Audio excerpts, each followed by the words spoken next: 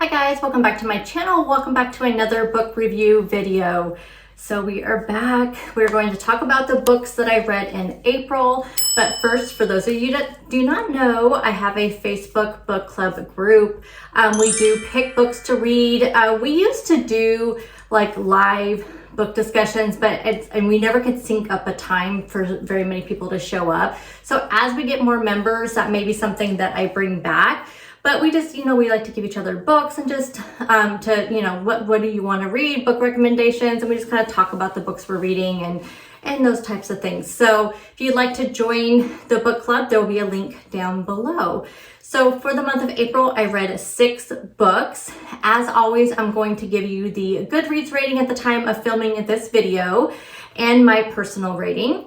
There will be no spoilers in this review video.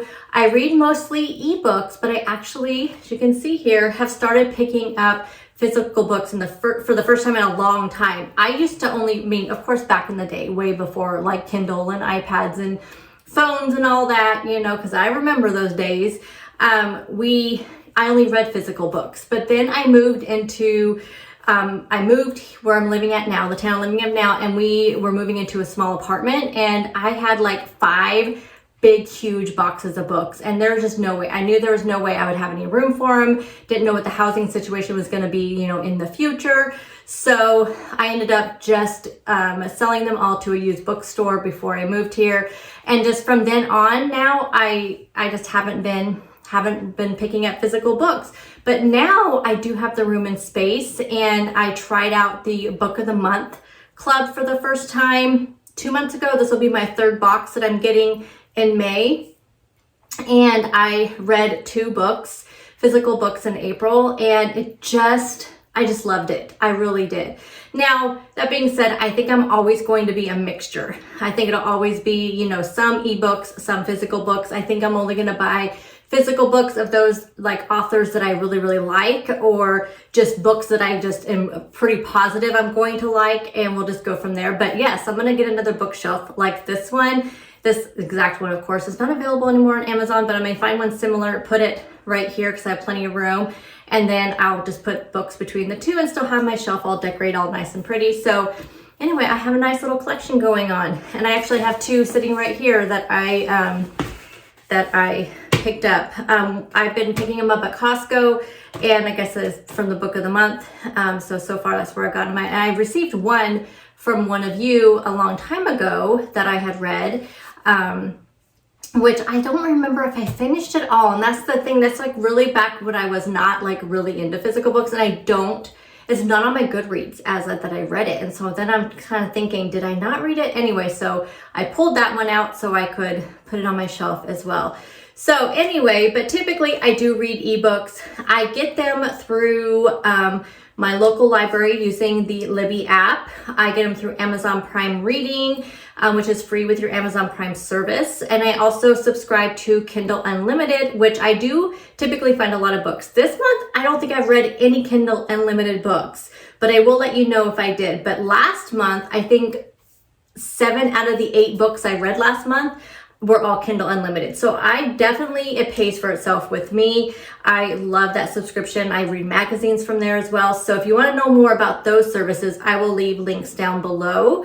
And like I said, I just been starting getting books through Book of the Month. I do have a link for Book of the Month down below if you're interested, if you want to give it a try. My link will give you $5 for your first book. And then when you sign up, you'll also get a referral link. So I don't have a referral link because because I'm special or anything. Anybody who signs up with Book of the Month gets a referral link that you can share with your family and friends. So anyway, yes, $5 for your first book. And that's how I did. I found somebody on TikTok or Instagram, and I just used their code.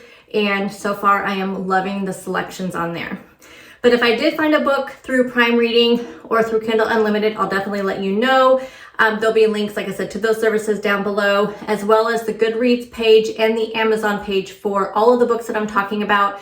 That way, if you want to purchase one or just read about them, then those will be down there. As always, I do my reviews based on the order of how I read them. I'll give you a description of the book and briefly how I felt about it and if I recommend it. All of my notes are right here, so if you ever see me looking kind of down, that's the reason why, because I don't remember, all the details, and I take notes and I highlight, things in my notes app. I'll just like make little notes about the books, things I want to remember to tell you guys, and I just kind of note it in my Google Docs, and that's what I kind of read from here. So this month I had 3 5-star reads, I had a 4-star read, and 2 3 to 3.5-star reads. I think they were probably closer to 3.5-star reads. So let's go ahead and get into the reviews. Book number 1, Everyone is Watching by Heather Gudenkoff. My rating 3.5 stars, a Goodreads rating 3.72 stars. It's not very often that my ratings line up with Goodreads, but it did in this case. So this is my second Heather Gudenkoff book. First my synopsis, then the review. 5 contestants have been chosen to compete for $10 million on the game show One Lucky Winner. The catch, none of them knows what or who to expect. And it will be live streamed all over the world, completely secluded in an estate in Northern California with strict instructions not to leave the property and 0 contact with the outside world. The competitors start to feel a little too isolated. When long-kept secrets begin to rise to the surface, the contestants realize this is no longer just a reality show. Someone is out for blood, and the game can't end until the world knows who the contestants really are. So I recently read, I think it was for a book club pick, I read The Overnight Guest by this author and absolutely loved it. I loved it so much I thought, I have a feeling I will read anything from this author. Now I know there's some older books by her and everybody tells me they're really good books.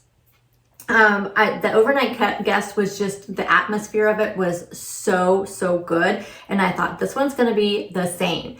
But I loved it so much that when I saw this book was coming out, as soon as it showed up under my coming soon on my Libby app, I put a hold on it. So I got it pretty quickly after it came out. Now, while this book was super entertaining and fun, it just sort of fell flat for me. So here's kind of what I liked about it. I loved the plot. The premise of that just sounded so intriguing. It sounded so fun.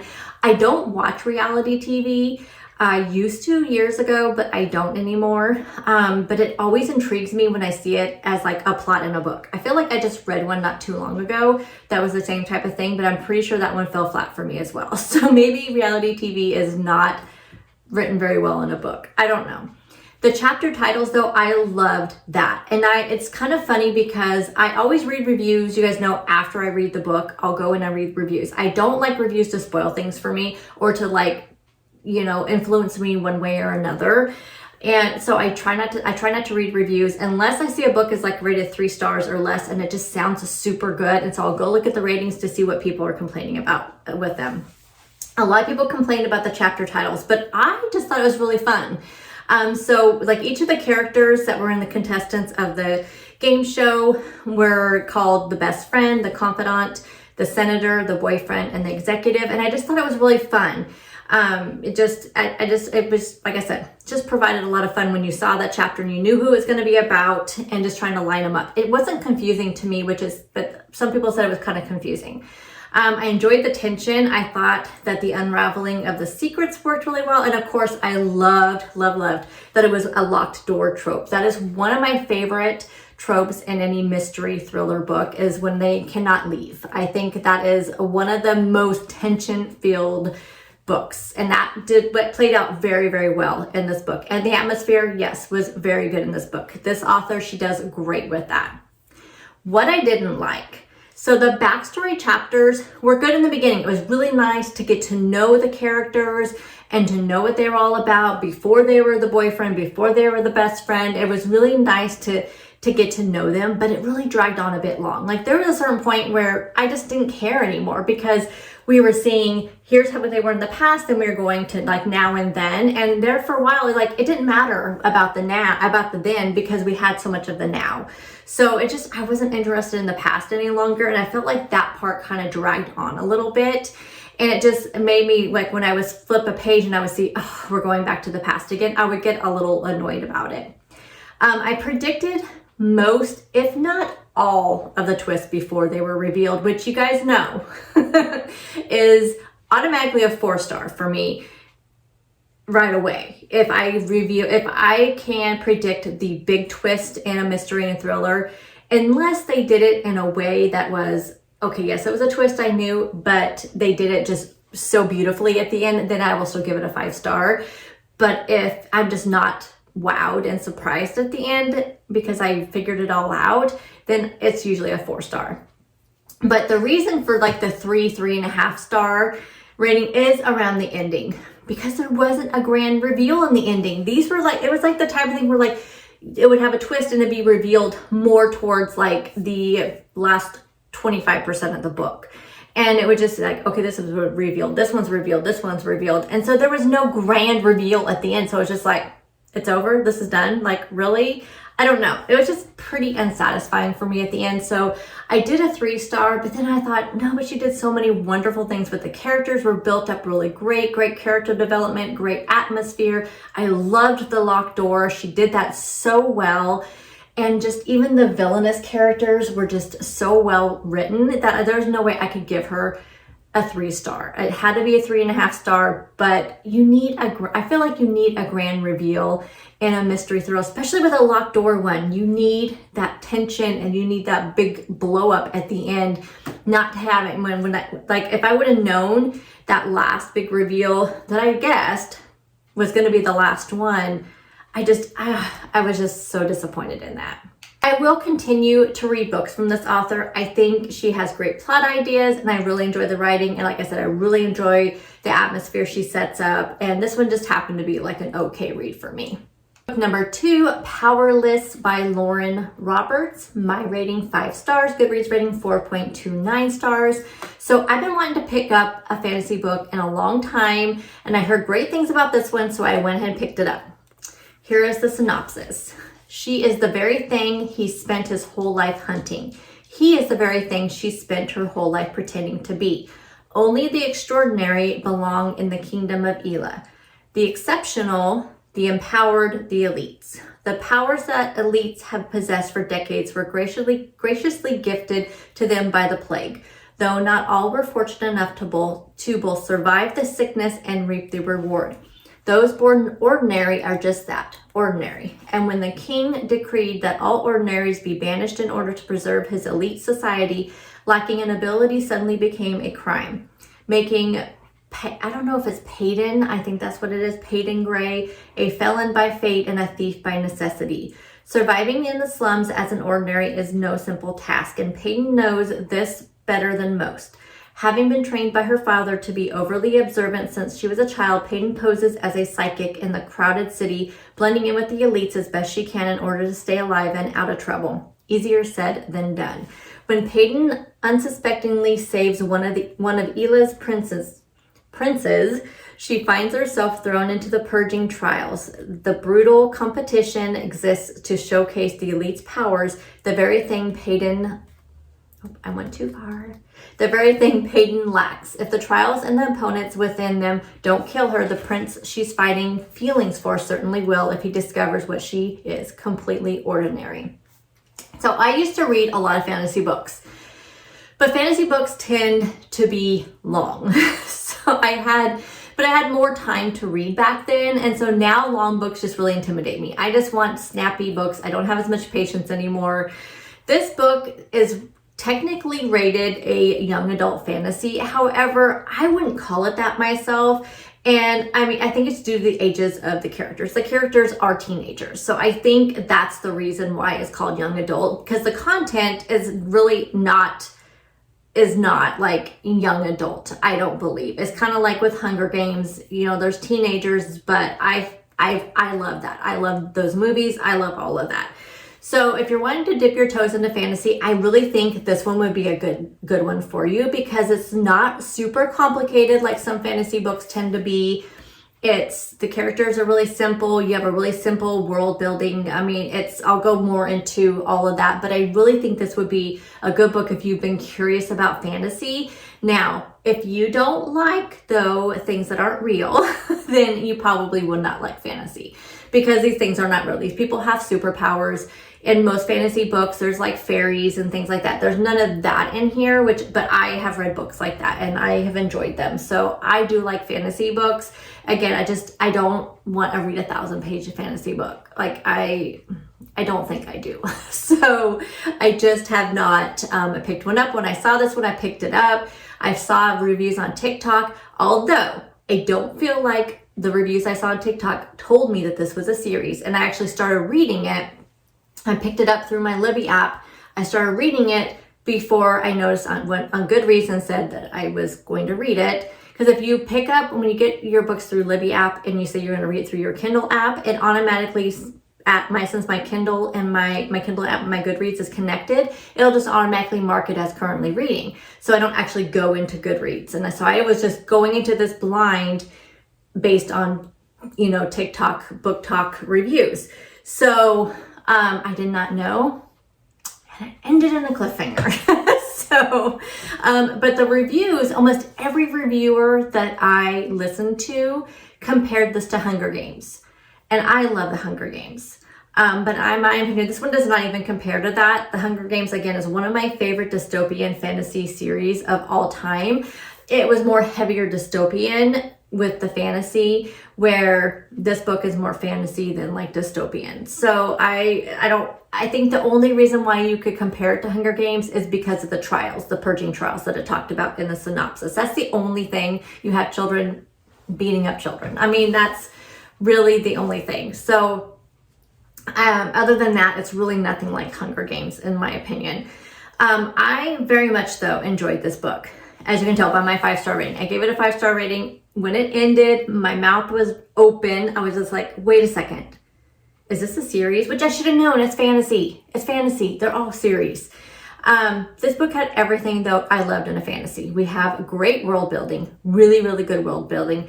Meaningful characters. They have complicated emotions. Really good backstories. Which, again, like I said, I don't feel like it's young adult. I really don't. Because these characters were so built up. It was not written in anything. It's like these were characters with very complicated emotions, very complicated backstories. They just tugged at your heartstrings because of everything they are going through. I mean, they were so built up so well. There's a perfect amount of action versus romance and conflict, and we'll talk about that here in a second. Very believable also romance and feelings. So you didn't think to yourself, that would never happen. Like somebody like that would never like somebody like that. It was very believable and it made so much sense. And it had the enemies to lovers, which I really, really enjoy. But it also had a slow burn romance. I normally do not like that, as you guys know. If you watch any of my book reviews, I typically do not enjoy a slow burn romance or even like a slow burn thriller. Like I said, I don't have a lot of patience. But with fantasy books, it's okay, in my opinion, because I feel like it always works really well in fantasy because you do have this mix. So maybe you have this little bit of romance here in the corner, but the main part of a fantasy book is the world building. You are, it's building this world. And like I said, whether it's dystopian or it's just like a fairy tale world, whatever, you're building this world. You're trying to picture it in your brain. If it's a really good author, then you can picture it. That's the reason why when you open most fantasy books, you're going to see a map in the front page. And this one did. It had a map. So that's the reason why you're going to see that. And so it's because they're building that world and you can kind of picture where everything is at. So I feel like slow burn romance works really good in fantasy books because you have so much other things going on. So you have the action of these purging trials. You have the world building, you have all this stuff going on with the characters, and then just intermingled in that is this little bit of romance with these characters. And it's okay that it's a slow burn because you also have all this action going on. So it's not the main part of the book. So like if you're reading a romance book and it's just taking forever and literally these characters don't get together until like you're 95% into the book, that drives me crazy. So I just feel like that would drive me nuts if that was the only part of the book. But because in fantasies you have so many other things going on, it just works in those for me. This book, though, like I said, it ended in a huge cliffhanger. And I've always told myself I would never read a fantasy series that wasn't finished. And here's why. I started the Throne of Glass series and the ACOTAR series from Sarah J. Maas. I'm sure most of you have heard of those years ago. Like, it's so long ago that neither one of them were finished when I was reading them. So but there were so many books that were already finished. I just assumed. I had not read fantasy. Those were the first fantasy books that I ever read, besides like some Stephen King books. I know some people consider Stephen King books fantasy. I don't, but they can have some fantastical elements in them. But as far as true like fantasy, Sarah J. Maas, most everybody's heard of her. By the time I started reading Throne of Glass and ACOTAR, there was already quite a few books out. And so I just assumed they were done or almost done. Like, I'm pretty sure when I started reading, there's like 3 books of ACOTAR and like 4 books of Throne of Glass out. And so I got to I'm like, are you kidding me? Like, they're not done yet. And I was so mad. And I was to the point where like the next book was going to be coming out of the Throne of Glass. And I feel like I made it up to the one right before Queen of Shadows. And I did not read Queen of Shadows, I'm pretty sure. I think that was the next book coming out, and I think I had to wait till like October, and it was like a year away. And I was like, this is, I'm not gonna remember it. I have a terrible memory. I read so many books, I read them so fast that I forget them. And so I always told myself I would never pick up another series that wasn't finished. So this book, from what I've researched, it has 3 books, and the second one's coming out like in June. Now I think a novella just came out for it, to kind of do some in between, which I'm not always a fan of novellas. There was a novella in either ACOTAR or the Throne of Glass series. I can't remember which one. I want to say it was the Throne of Glass series. I didn't enjoy it. Like, it didn't really add anything to the story for me. It's Assassin's Blade. Which one was that? I'm pretty sure it's Throne of Glass. But anyway, so it's not like I may pick up the novella. We'll see if I can find it. I know it wasn't on my Libby app, so I'll have to see how much it costs if I want to pick it up. But the second book does come out in June, and I'm really thinking, like I said, since I've started buying books and I'm going to start collecting books again, I might buy that series, because I feel like that's a series that I could reread. I reread Hunger Games quite a few times, and now though that I'm pretty sure that the Throne of Glass and the ACOTAR series, by now they have to be finished. So I'm really thinking about rereading those, but I know how long they are. So I don't know. We'll see. It may be ACOTAR, because I feel like those ones aren't as long. But anyway, if you do have a favorite fantasy book that you think I should read, leave a comment below. If you can have a standalone one, even better, or a series that you know is finished, or maybe the last book is coming out this year, or in the next year or so, let me know a book I just finished. I know there's a few of you that are in my book club Facebook group that read fantasy. So I'm hoping that one of you comment and tell me what fantasy book that I should read. Let me finish with Powerless. Read the book. I think it is so good. Like I said, if you want to dip your toes in fantasy, read this book. But just know the second book doesn't come out until June, and there will be one more.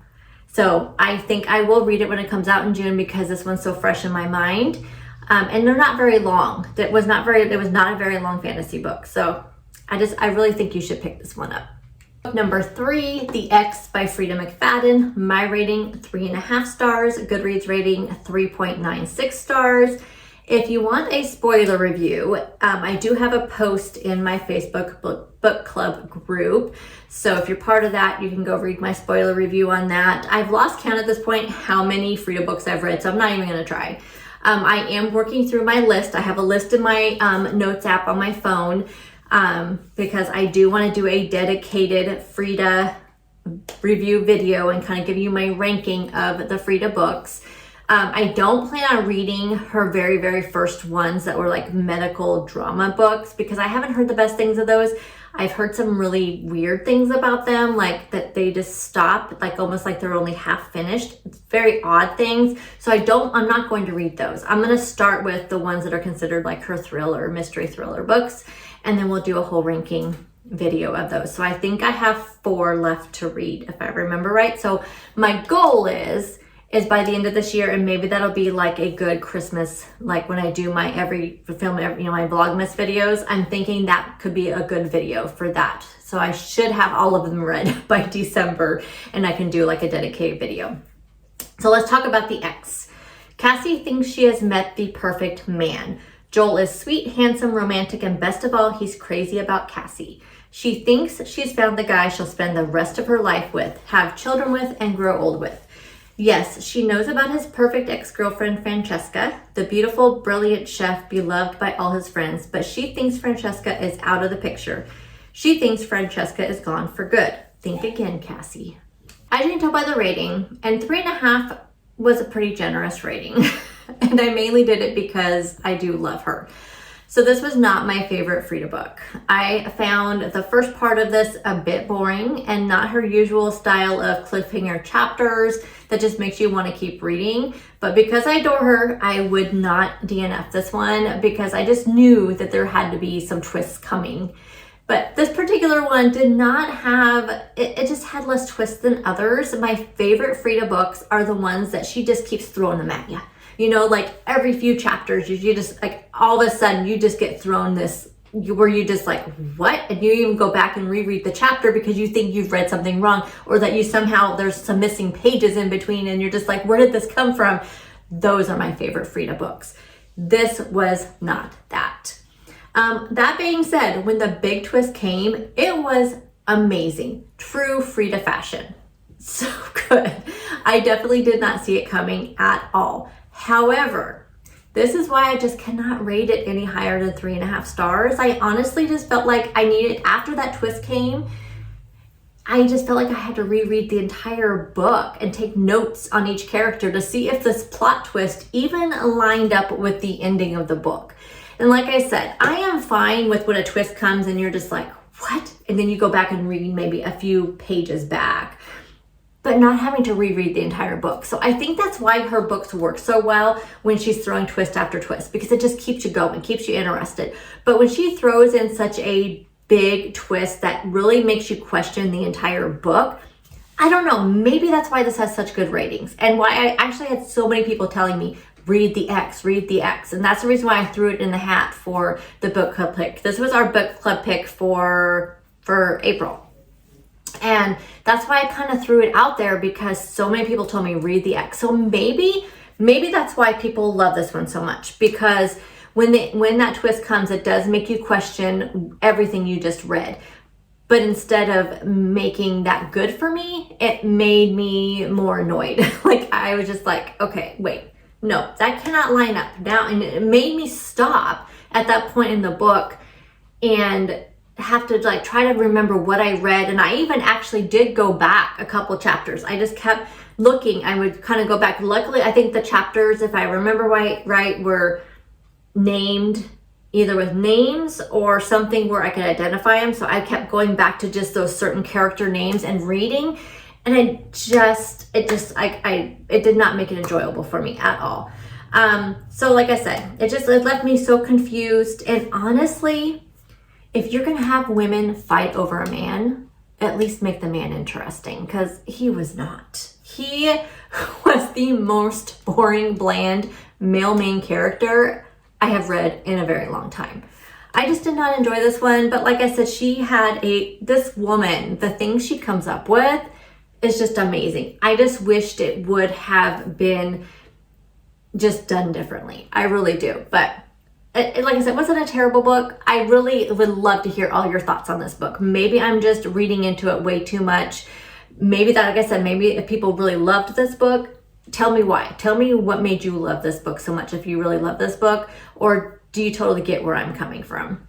Book number 4, Just for Summer by Abby Jimenez. My rating 5 stars, Goodreads rating 4.49 stars. So actually this is one of my first book of the month club books.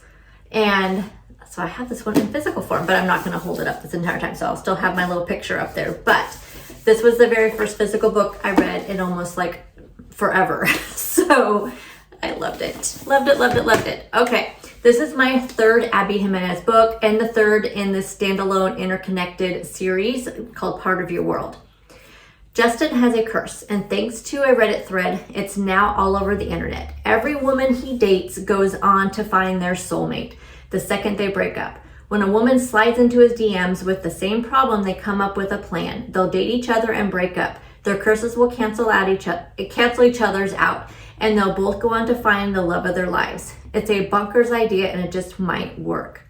Emma hadn't planned that her next assignment as a traveling nurse would be in Minnesota, but she and her best friend agree that dating Justin is too good of an opportunity to pass up, especially when they get to rent an adorable cottage on a private island of Lake Minnetonka? I don't know.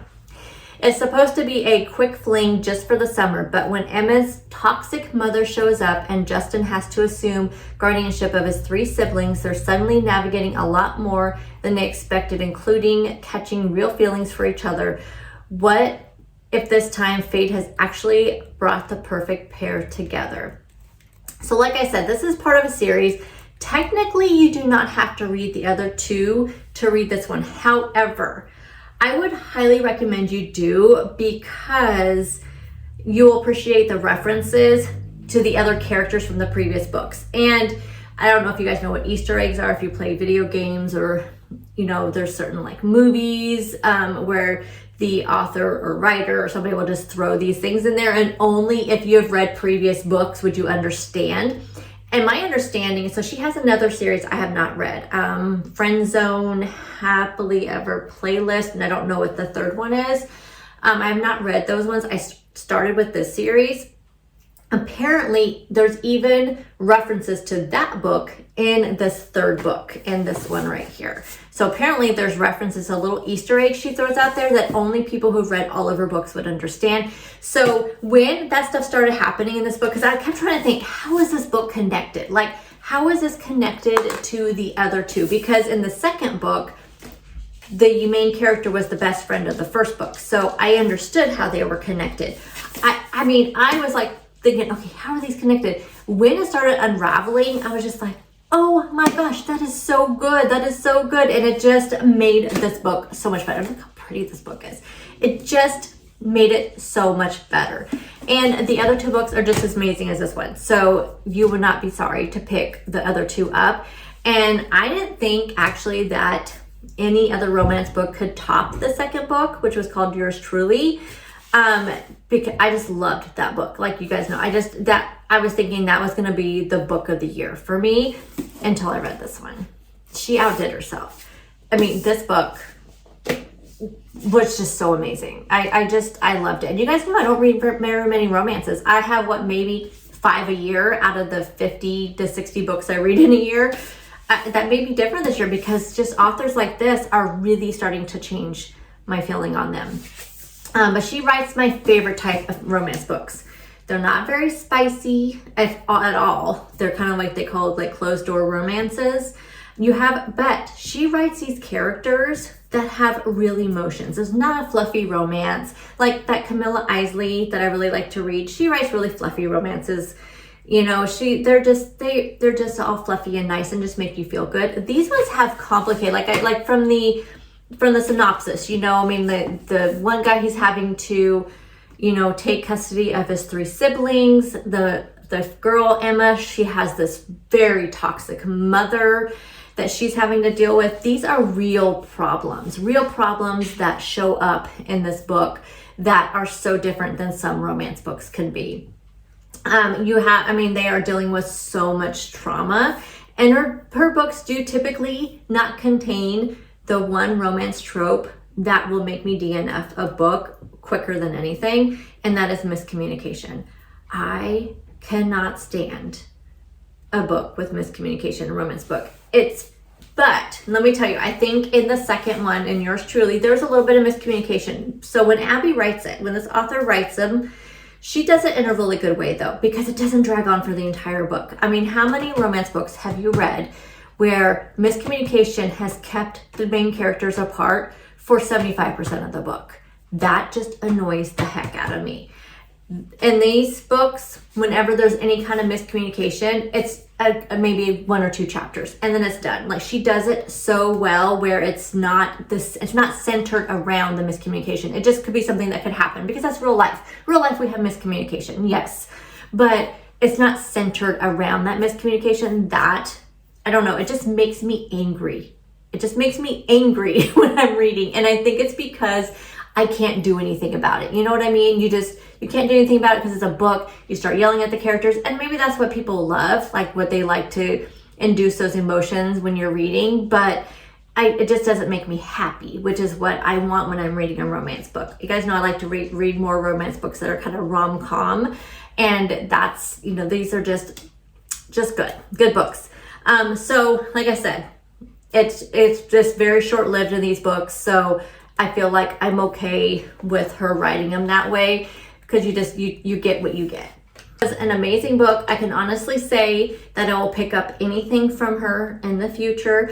Like I said, I still need to go back and read that other series, but I haven't heard the best things about it. I've heard that her writing has gotten better with this series. That the first series, I've heard a lot of mixed reviews about. I think it's The Friend Zone. Is that the very first one? I've heard a lot of mixed reviews about that one. I've heard the second one, the playlist one, is really good, and I've heard the third one is okay. But people say that this series, the Part of Your World series, she really has hit her niche, and I really like her as a person too. Like, I watch her on TikTok, and she is so real. It is. I just love that about her, and I feel like I just may wait to read the other series, and I may wait and see what she has coming out next. But let me know if you've read this book. It's just a really good book. I cannot recommend it enough, and I feel like I'm saying that a lot in this video, and I feel like this video is, I told you it's gonna be long. I just had a feeling, because I have a lot to say about these books. Number 5, I Will Find You by Harlan Coben. My rating 4 stars, Goodreads rating 4.17 stars. I'm pretty sure this author has written a lot of books. I see them quite often, like between all my ebook apps. I finally picked one up after a discussion we had in our Facebook book club group. Somebody was talking about, apparently one of his books was made into a Netflix show, which I'm gonna have to go back and look and see what book that was and what Netflix show it was, because I'm always looking for new shows to watch. So that made me go look and see what I could find on my Libby app, and this one was the one that popped up as the only one available. We don't have a lot of books available through my library, so this one was one that popped up though right away. I could borrow it right away, so I did. Okay, let's talk about what this book is about. David and Cheryl Burrows were living the dream life when tragedy struck. Now, 5 years after that terrible night, Cheryl is remarried and David is serving a life sentence in a maximum security prison for the brutal murder of their son. Then Cheryl's sister, Rachel, arrives unexpectedly during visiting hours and drops a bombshell. She's come with a photograph that a friend took on vacation at a theme park, with a boy in the background who has a familiar, distinctive birthmark. And even though David and Rachel realize it can't be, they both just know it's David's son, Matthew, and he's still alive. David plans a harrowing escape from prison, determined to do what seems impossible, save his son, clear his own name, and discover the real story of what happened that devastating night. So first, I want to start with that this style of book is not going to be for everyone. Here's why it's perfect for someone like me. I am a huge fan of over-the-top action movies. Now, that may come to a surprise to some of you, but I am a huge, Mission Impossible is one of my favorite series.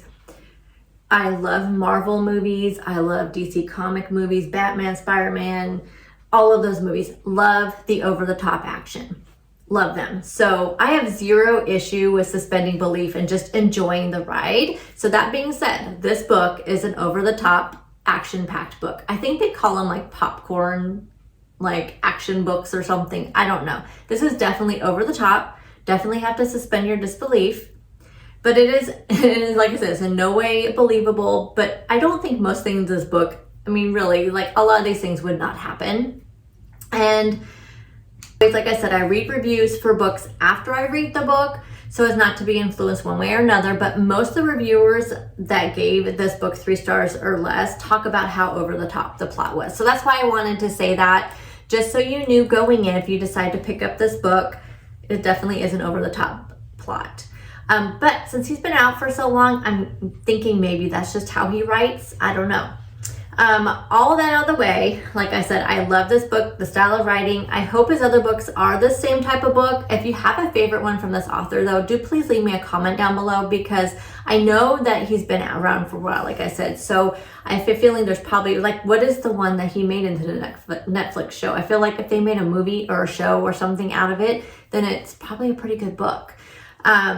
So you're probably saying, well, you only rated it 4 stars. Why not a 5-star rating? Because this book, like I said, it contained everything that I love about action thrillers. But there are these 2 FBI agents who are introduced pretty early in the book who completely spoiled this book from the first page they were introduced. Their banter back and forth was so annoying. It was like an irritating comedy duo act or something. Like, it was just so, I mean, I honestly, like, I just wanted to skip the pages, but because they were questioning, you know, suspects and stuff, I feel like I had to read it. But the way the dialogue zips back and forth, it almost made me DNF the book. So I thought, if this is how it's going to be throughout the entire book, if this kind of dialogue is going to take place, especially with these FBI agents, I just almost did not want to continue on. But it definitely got better as the book went on. Later on, when we interacted with the FBI agents, there wasn't that same just crazy banter. But so it honestly made our first like interaction with these characters just seem so out of place for the book. I kind of feel like it did not add to the book, and really they should have just not even had it in there, and then it would have been a 5-star read for me. I couldn't let go of it. Every time I would see them, I would see on the page that it was saying Agent Sarah somebody, and then I think the other one was Agent Bernstein. Like, when I would see their names coming up in that page, I just was like, oh God, okay, let's just get through it. So it just made me cringe. And then when it wasn't so bad, it's just like, okay, that wasn't so bad. But it took away from the flow of the book. But like I said, because of the weird dialogue in the beginning, I just came to dislike and not even trust the FBI agents anymore as they showed up throughout the book. Even though, like I said, they got better, I didn't trust them anymore. Did not care what they had to say. Did not care with how they added to the story. But overall, like I said, is a very solid action-packed thriller, and I will definitely be picking up more from this author. So let me know down in the comment section, which one should I pick up. And book number 6, the last one I read in the month, Daughter of Mine by Megan Miranda. My rating 5 stars, Goodreads rating 4.04 stars. And I read this one also in physical copy. I picked this one up at Costco. I finished a book by this author. What was it called? It was like in February or March. And one where the kids were on a school trip and they got into an accident. You guys know, I can't remember names. But anyway, I'm pretty sure I gave it a 5 stars as well. And so I put this one on hold through my library app, and I was number 89 forever. And then I saw it at Costco, so I picked it up because I thought, as much as I loved her other book, I heard such great things about this one. I figured, and look how beautiful it is, y'all. Like, it is so pretty. So you see like that car right there, that has something to do with like the story. I love it. I love this. I'm just so excited to have physical books again. So like I said, this is the second one, and I'm just so glad that I discovered this author. And there are some older books. I think this is the newest book, her newest one. So I am going to go back and find some of the, more popular older books. I'm just always afraid to pick up older books from authors that I just discovered, because I always think, like, what if they just like hit their peak with this one, and I don't want to be disappointed from the other ones. But okay, let's talk about the synopsis and we'll go more into the book. I'm kind of all over the place. Sorry about that. But I literally finished this one on April 30th, which was only 3 days ago. So this one's really on my mind right now. When Hazel Sharp, daughter of Mirror Lake's longtime detective, unexpectedly inherits her childhood home, she warily drawn back to the town and people she left behind almost a decade earlier. But Hazel's not the only relic of the past to return. A drought has descended on the region, and as the water level in the lake drops, long-hidden secrets begin to emerge, including evidence that may help finally explain the mystery of her mother's disappearance. So I kind of went a little bit too far, and I'm going to cut all of what I just said, because I always want these to be spoiler free, and I feel like I went too far. And I want you guys to go into this book not knowing more than a synopsis, which is what I went into it, and the fact that I also read really good things. You know, I heard really good things about this book just on Instagram book reviews and on the really short like TikTok book reviews. But I'll tell you, this book kept me guessing. I had so many theories swimming in my head, and when the final reveal was made, it took me completely by surprise. That's all I'm saying. I'm not going any further. I kind of went too far before. I'm not going any further. Just saying. I was surprised. The author definitely rivals Riley Sager with setting up a really chilling, tense, atmospheric setting. You know, I know Riley Sager, I swear he's like the king of setting up these great, like, you know, just kind of creepy settings.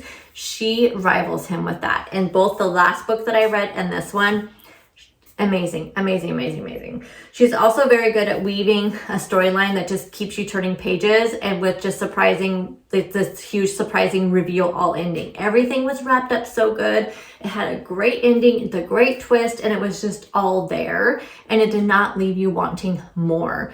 And we have everything. You have small town, which I love books in a small town. You have family drama, which one of my faves. And you have missing characters, which is always really fun too. I mean, not fun to have missing characters, but it's just always fun that there's these characters out there and make sure, are they alive? Are they dead? Are they really missing? Where are they at? Love that. Love that. Again, I'm not going to say anything more. I want you to go into this one blind, but I want you to read this one because I really, really, really, really think you're going to love it. And those are all the books I read in the month of April. So let me know, how many books did you guys read? How is your reading going? My reading is going very well. I always set myself up for 50 books for the year. I'll do like a mid-year check-in when we do our June wrap up. I tend to not be able to read as much in June, August, and September because of work, because we're just super, super busy, and I just usually don't have it in me to read very often. So I do a lot of my reading beginning of the year, and so I try to get as much of my reading done, but I'm hoping that I can just get in a good momentum and just to continue reading and enjoying it. So like I said, hope you guys enjoyed this review, and I will have everything linked down below. Like I said, though, let me know how you guys are doing. What are you reading? What should I read next? Give me some suggestions, and I'll see you guys in the next one. Bye, guys.